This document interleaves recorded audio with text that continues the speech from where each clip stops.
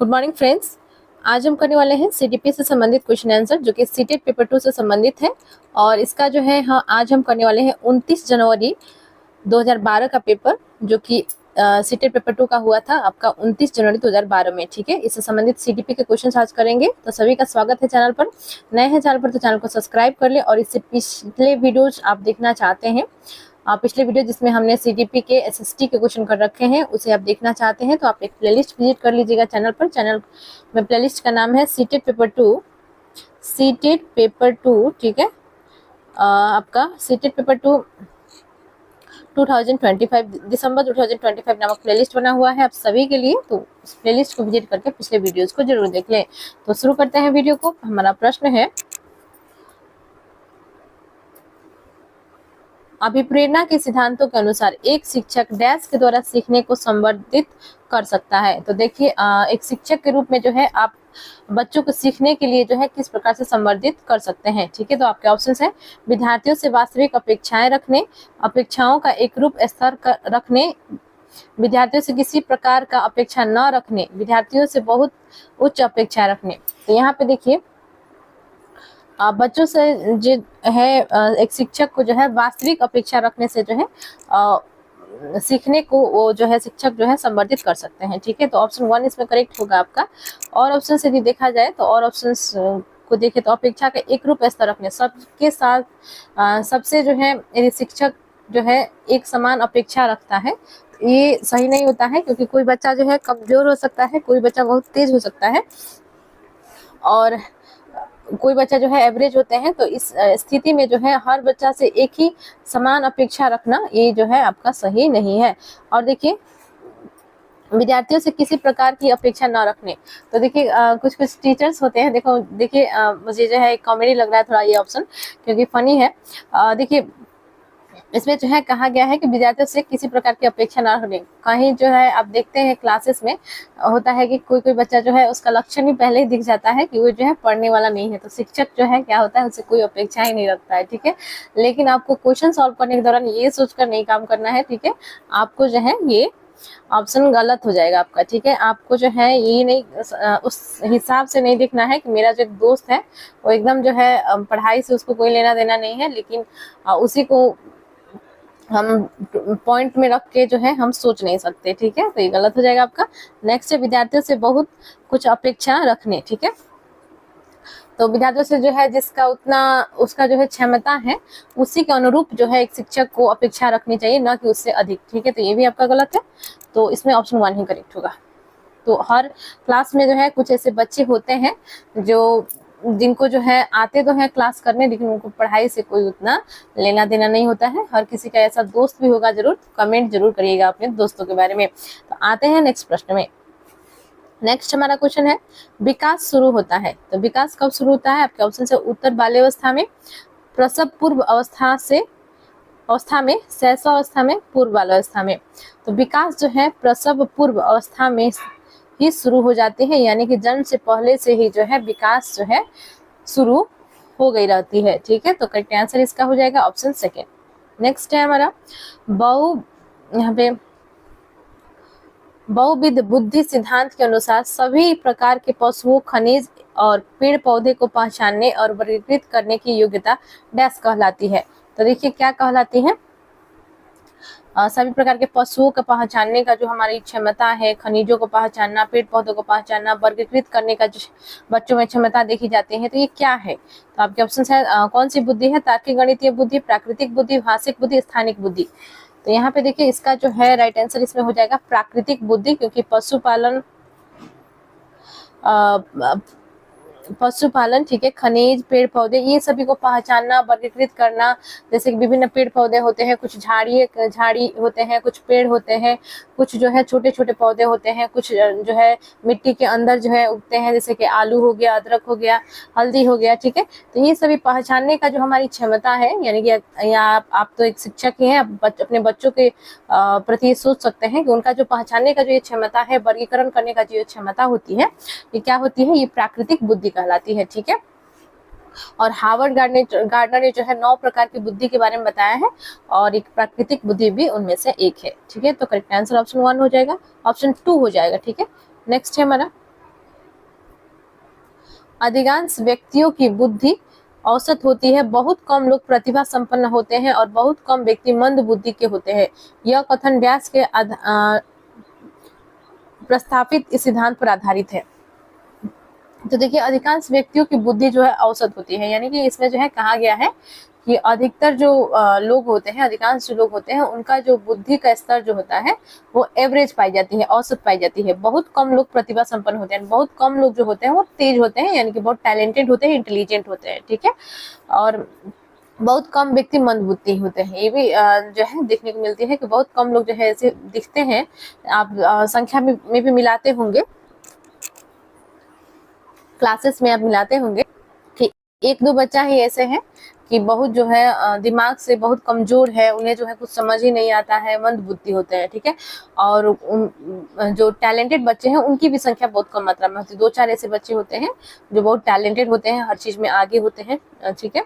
तो ये भी आपका जो है सही है। तो ये जो है किस सिद्धांत पर आधारित है ये कथन? आपके ऑप्शन है बुद्धि और जातीय विभिन्नताओं, बुद्धि के वितरण का सिद्धांत, बुद्धि के वृद्धि का सिद्धांत, बुद्धि और लैंगिक विभिन्नताओं। तो करेक्ट आंसर जो हो जाएगा इसमें हो जाएगा बुद्धि के वितरण का सिद्धांत, ठीक है। ऑप्शन सेकंड सही हो जाएगा। नेक्स्ट हमारा है सहयोगी अधिगम में अधिक उम्र के प्रवीण विद्यार्थी छोटे और कम निपुण विद्यार्थियों की मदद करते हैं। इससे क्या होता है कि सहयोगी अधिगम में अधिक उम्र के प्रवीण विद्यार्थी छोटे और कम निपुण विद्यार्थी की मदद करते हैं। यानी कि क्वेश्चंस यदि आप नहीं समझे होंगे तो सहयोगी अधिगम का जो अर्थ है, जो लर्निंग के दौरान जो है सहयोगी वातावरण वहां पे हो, जहाँ पे जो मोर नॉलेजेबल पर्सन है, यानी कि MQ है, यानी कि मोर नॉलेजेबल अदर। इसका अर्थ होता है जो व्यक्ति जो है अधिक ज्ञानी है, अधिक जानने वाला है दूसरे बच्चे को कंपेयर में, ठीक है। तो अधिक प्रवीण जो विद्यार्थी है छोटे और कम निपुण विद्यार्थी को, यानी कि जो बच्चे नहीं समझ पा रहे हैं, जो एवरेज बच्चे हैं, उनको जो है समझाने के लिए जो है विद्यार्थियों की मदद कर रहे हैं, ठीक है, मदद करते हैं। इससे क्या होता है, गहन प्रतियोगिता होती है क्या, इससे जो है और कंपटीशन बढ़ती है? ये जो है नहीं होगा, ठीक है, गलत है। उच्च नैतिक विकास होता है क्या, बड़े लोगों ने जो है समझा दिया, यानी कि जो व्यक्ति को अधिक आती है, जो टैलेंटेड बच्चा है, उसने कमजोर बच्चों को समझा दिया क्लास में, इस रूप में आप लीजिए, तो क्या उसका जो है उच्च नैतिक विकास हो जाएगा? नैतिक विकास कैसे होगा, बल्कि वो चीज जो समझा रहा है वो चीज समझ सकता है, ठीक है, उसको जो है आसानी हो जाएगी, लेकिन नैतिक विकास का इसमें कोई जो है भूमिका नहीं दिख रही है। समूह में द्वंद्व होता है, द्वंद्व तो कैसे होगा, जब सहयोगी वातावरण है तो इससे जो है जो कमजोर बच्चे हैं, जो कम निपुण बच्चे हैं, वो भी बहुत कुछ सीख पाएंगे, ठीक है। तो द्वंद्व का तो कोई स्थिति ही नहीं बनती है, ये गलत होगा। आपका फोर्थ ऑप्शन है उच्च उपलब्धि और आत्मसम्मान विकसित होती है, ये सही हो जाएगा, क्योंकि जो ज्ञानी व्यक्ति है जिसके पास जो है बहुत नॉलेज है, वे जो है जो एवरेज बच्चे हैं उनको सिखा रहे हैं, तो इससे उनका क्या होगा कि उच्च उपलब्धि होगा और उनका जो है आत्मसम्मान भी विकसित होगा।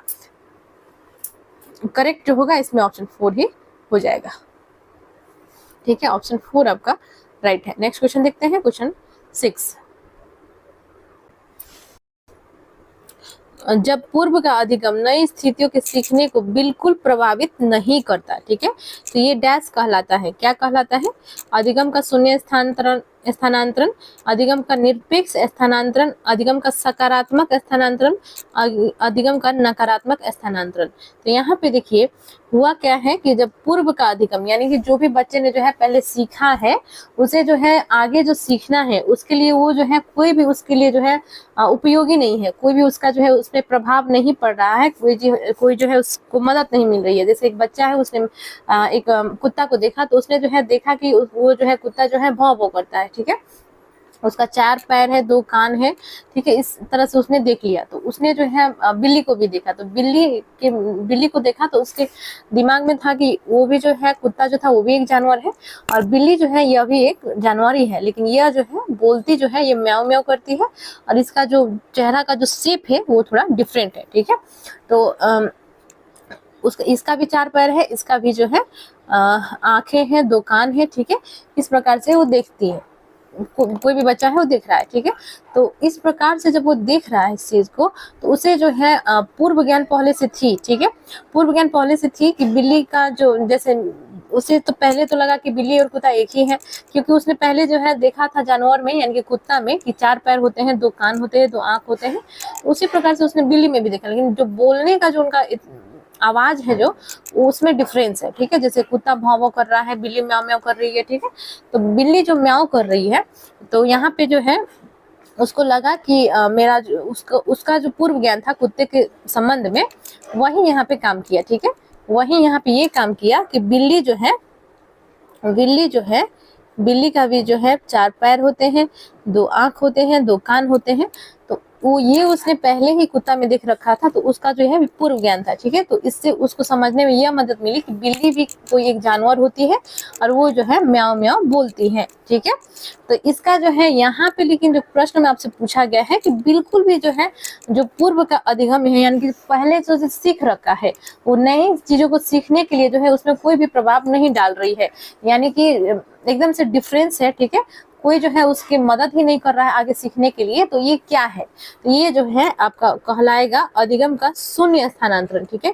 यहाँ पे अधिगम का जो है शून्य स्थानांतरण हुआ है, क्योंकि पूर्व ज्ञान से कोई भी मदद नहीं मिल रही है नई चीजों को सीखने के लिए। तो करेक्ट आंसर इसका हो जाएगा ऑप्शन 1। आगे बढ़ते हैं। चिंतन अनिवार्य रूप से है एक। तो देखिए चिंतन क्या है? संज्ञानात्मक गतिविधि, मनोगतिक प्रक्रिया, मनोवैज्ञानिक परिघटना, भावात्मक व्यवहार। तो देखिए हम चिंतन करते हैं किसी भी विषय में, जो है हम सोचते हैं, उसके प्रति चिंतन करते हैं, उसके बारे में जानने का प्रयास करते हैं। तो ये क्या जो है किस प्रकार की जो है ये प्रक्रिया है, किस प्रकार की जो है ये गतिविधि है, ठीक है। तो मान लीजिए कि कोई हमारे साथ घटना हो गया, तो हम उसके प्रति सोच रहे हैं कि आज ऐसा ऐसा मेरे साथ हुआ और मुझे जो है अब ऐसा करना चाहिए, मुझे आगे इस तरह से बढ़ना चाहिए, मुझे इस तरह से पढ़ाई पर फोकस करना चाहिए, ठीक है। बहुत सारी घटना आए दिन हर किसी के साथ कुछ ना कुछ होते रहता है, ठीक है। तो हम चिंतन करते हैं। तो चिंतन जो है किस प्रकार की घटना है? यह घटना है, यह जो है एक मनोवैज्ञानिक परिघटना है, ठीक है। तो करेक्ट आंसर इसका हो जाएगा ऑप्शन 3, मनोवैज्ञानिक परिघटना है। ऑप्शन इसका करेक्ट हो जाएगा 3। ओके, नेक्स्ट है हमारा, एक बाल केंद्रित कक्षा में बच्चे सामान्यतः सीखते हैं। तो बाल केंद्रित कक्षा क्या होती है ये पहले समझ लीजिए। चाइल्ड सेंटर्ड क्लासरूम, ठीक है। चाइल्ड सेंटर क्लासरूम में जो है क्या होता है कि बच्चे जो है खुद से कुछ एक्टिविटीज करते हैं, वो विभिन्न एक्टिविटीज में इन्वॉल्व होते हैं और खुद से सीखने का प्रयास करते हैं। सहयोगी वातावरण होती है, समूह में बच्चे सीखते हैं, ठीक है। विभिन्न एक ही क्लासरूम के बच्चे हैं या अन्य दूसरे क्लासरूम के बच्चे भी एक साथ पढ़ने आए हैं, इस टाइप का एनवायरनमेंट होता है। और वहाँ पे क्या होता है कि टीचर सेंटर्ड नहीं होता है, यानी कि प्रभुत्ववादी जो है यहाँ पे शिक्षण नहीं होते हैं। यहाँ पे जो है जनतांत्रिक शिक्षण होती है, जहाँ पर जो है बच्चों को प्रश्न पूछने का अधिकार होता है, जहाँ बच्चे जो है कड़ी अनुशासन में रहने की उनकी कोई आवश्यकता नहीं होती है, लचीलापन होता है। शिक्षक जो है उन्हें आगे बढ़ने के लिए मदद करते हैं, एक जो है मददकर्ता के रूप में एक शिक्षक यहाँ पे कार्य कर रहे होते हैं, ठीक है। जैसे कोई भी एक्टिविटी करना है, कोई चार्ट पेपर बनाना है, उसके माध्यम से बच्चे सीख रहे हैं, एक दूसरे से संप्रेषण के माध्यम से सीख रहे हैं। तो ये सभी चीजें जो है क्या होती है, बाल केंद्रित शिक्षा यानी कि बाल केंद्रित कक्षा में जो है आपकी हमें देख सकते हैं, ठीक है। तो यहाँ पे देखिए बच्चे सामान्यतः सीखते हैं एक बाल केंद्रित कक्षा में। तो आपके ऑप्शंस हैं व्यक्तिगत और सामूहिक दोनों रूप में, मुख्य रूप से शिक्षक से, व्यक्तिगत रूप से समूह में। तो देखिए बाल केंद्रित कक्षा में जो है बच्चे सामान्यतः सीखते हैं, यह हो जाएगा आपका व्यक्तिगत और सामूहिक दोनों रूप में, ठीक है। व्यक्तिगत और सामूहिक दोनों रूप में जो है बाल केंद्रित कक्षा में बच्चे सीखते हैं। तो करेक्ट आंसर इसका हो जाएगा ऑप्शन 1। नेक्स्ट है, पियाजे के अधिगम के संज्ञानात्मक सिद्धांत के अनुसार वह प्रक्रिया जिसके द्वारा संज्ञानात्मक संरचना को संशोधित किया जाता है कहलाती है। तो देखिए पियाजे ने जो है संज्ञानात्मक विकास का सिद्धांत दिया था और इन्होंने जो है विकास के संज्ञानात्मक विकास के 4 अवस्थाओं के बारे में बताया है। और इसमें जो है इस प्रश्न में आपसे पूछा गया है वह प्रक्रिया जिसके द्वारा संज्ञानात्मक संरचना को संशोधित किया जाता है क्या कहलाती है। आपके ऑप्शन है प्रत्यक्षण, समायोजन, समावेशन, स्कीमा। तो यह जो है आपका हो जाएगा समावेशन। कोई भी इंफॉर्मेशन को जो है आप समावेशन करते हैं तो वही होता है, ठीक है। यानी कि आप संज्ञानात्मक संरचना जो है उसको संशोधित कर रहे हैं। तो करेक्ट आंसर इसका हो जाएगा ऑप्शन 3 समावेशन। पहले से आपको आपके पास किसी चीज का इंफॉर्मेशन है, उसमें आपने जो उसका संज्ञानात्मक संरचना है उसे संशोधित किया, तो इसे हम समावेशन कहते हैं। नेक्स्ट है क्वेश्चन 10 है आपका। नेक्स्ट प्रश्न है हमारा, एक शिक्षिका अपने शिक्षार्थियों की सदैव इस रूप में सहायता करती हैं कि वे विषय क्षेत्र से प्राप्त ज्ञान को दूसरे विषय क्षेत्रों के ज्ञान के साथ जोड़ सके, इससे डैश को बढ़ावा मिलता है। तो देखिए, कोई भी आप चीज सीख रहे हैं या कोई भी जो शिक्षार्थी है, बच्चा है, वो सीख रहा है, तो उस चीज को जो है फिर से जो है उस चीज को वो माइंड में रखता है, और नया कोई चीज सीखने जा रहा है तो उस चीज से उस चीज को जोड़ने का प्रयास करता है। जो पुराने जो उसका जो पूर्व ज्ञान है, जो पहले से जो है किसी चीज के बारे में वो जानता है, उसी चीज को जो है जो नया चीज जो है उसमें वो जोड़कर सीखने का जो प्रयास करता है। तो इस प्रकार का जो शिक्षिका जो है यदि उसको जो है ये करने के लिए सहायता कर रही है, तो इससे किन चीजों को जो है बढ़ावा मिलता है? तो आपके ऑप्शंस है पुनर्बलन, ज्ञान के सहज संबंध एवं अंतरण, व्यक्तिक भिन्नताओं, शिक्षार्थी स्वायत्ता। तो देखिए, इसका जो है करेक्ट आंसर इसमें हो जाएगा ज्ञान के सहज संबंध एवं अंतरण। ठीक है, यानी कि पहले से पूर्व ज्ञान जो था उसे जो है हमने नए ज्ञान के साथ जोड़ा। ठीक है, इससे हमें क्या मिला? ज्ञान के सहज संबंध मिला एवं अंतरण मिला, इसको जो है बढ़ावा मिला। तो करेक्ट आंसर ऑप्शन सेकंड हो जाएगा। नेक्स्ट है सृजनात्मकता मुख्य रूप से डैश से संबंधित है। तो सृजनात्मकता क्या है? नए चीजों के बारे में सोचना, नवाचार, ठीक है, या किसी भी चीज के बारे में सोचना, विचारना, नए नए चीजों का सृजन करना। ठीक है, तो किस रूप से जो है संबंधित है? तो आपके ऑप्शन है मॉडलिंग, अनुकरण, अभिसारी चिंतन, अपसारी, बहुविध चिंतन। तो यह जो है संबंधित है आपका अपसारी चिंतन। कभी भी आपको जो है अपसारी दिखे तो आप समझ जाइएगा ये जो है पॉजिटिव होता है। ठीक है, तो करेक्ट आंसर हो जाएगा ऑप्शन 4। अपसारी चिंतन में जो है बहुत जो है बच्चे जो है एक समस्या का अनेक समाधान ढूंढते हैं। ठीक है, और जो अभिसारी चिंतन होता है, इसमें जो है बच्चा किसी एक समस्या के लिए एक ही तरह का जो है वो हल ढूंढने का प्रयास करता है। ठीक है, और अपसारी में जो है यहाँ पे आप देख भी रहे हैं बहुविध चिंतन। ठीक है, यानी कि एक ही समस्या के लिए अनेक हल ढूंढ लेना, इसे अपसारी हम कहते हैं। तो इसे हम जो है सृजनात्मकता भी कहते हैं, यानी कि ये जो है सृजनात्मकता से संबंधित है। करेक्ट आंसर इसका हो जाएगा ऑप्शन 4। नेक्स्ट क्वेश्चन है हमारा, एक विद्यार्थी मेडिकल कॉलेज में दाखिला लेने के लिए कठिन परिश्रम करता है ताकि वह प्रवेश परीक्षा में उत्तीर्ण हो सके, वह विद्यार्थी डैश के रूप में अभिप्रेरित है। तो देखिए, एक विद्यार्थी है जो कि मेडिकल कॉलेज में जो है दाखिला लेने के लिए, यानी कि एडमिशन लेने के लिए जो है वो एंट्रेंस एग्जाम प्रवेश परीक्षा में उत्तीर्ण हो सके, इसके लिए जो है क्या कर रहा है? बहुत कठिन परिश्रम कर रहा है। वो जो है बहुत मेहनत कर रहा है, बहुत जो है कठिन परिश्रम कर रहा है। ठीक है, तो इसके लिए जो है वो विद्यार्थी जो है किस रूप से प्रेरित है, अभिप्रेरित है? आपके ऑप्शन है व्यक्तिक, अनुभाविक, आंतरिक, बाह्य। तो वो जो विद्यार्थी है वो आंतरिक रूप से अभिप्रेरित है। ठीक है, मेडिकल कॉलेज को पाने के लिए जैसे कि हम नीट की परीक्षा देते हैं। ठीक है, तो नीट की परीक्षा देने के लिए वो क्या कर रहा है कि दिन रात पढ़ रहा है, मेहनत कर रहा है, परिश्रम कर रहा है। तो वो जो है इंटरनली मोटिवेटेड है। ठीक है, और आंतरिक रूप से वो अभिप्रेरित है, इसी कारण से जो है वो चीजों को कर पा रहा है। नहीं तो उसको जो है कोई बाह्य जो है मोटिवेशन की आवश्यकता नहीं है।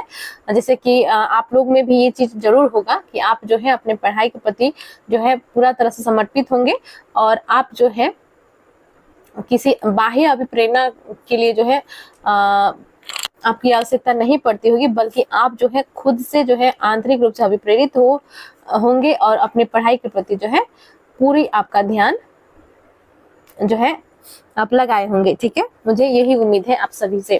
तो यहाँ पे देखिए करेक्ट आंसर हो जाएगा इसका आंतरिक रूप से अभिप्रेरित है। ठीक है, नेक्स्ट है हमारा व्यवहार का करना पक्ष डैश में आता है। तो व्यवहार का करना, ठीक है, किस पक्ष में आता है? आपके ऑप्शन से सीखने के गति, कोग्निटिव क्षेत्र, सीखने के मनोवैज्ञानिक क्षेत्र, सीखने के संज्ञानात्मक क्षेत्र, सीखने के भावात्मक क्षेत्र। यहाँ पे देखिए व्यवहार का करना पक्ष जो है ये आ जाता है आपका सीखने के गतिक कॉग्निटिव क्षेत्र में। ठीक है, तो देखिए सीखने के गतिक कोग्निटिव क्षेत्र में जो है ये आ जाएगा। ठीक है, नेक्स्ट हमारा प्रश्न है विज्ञान एवं कला प्रदर्शनियां, संगीत एवं नृत्य प्रस्तुतियों तथा विद्यालय पत्रिका निकालना डैश के लिए है।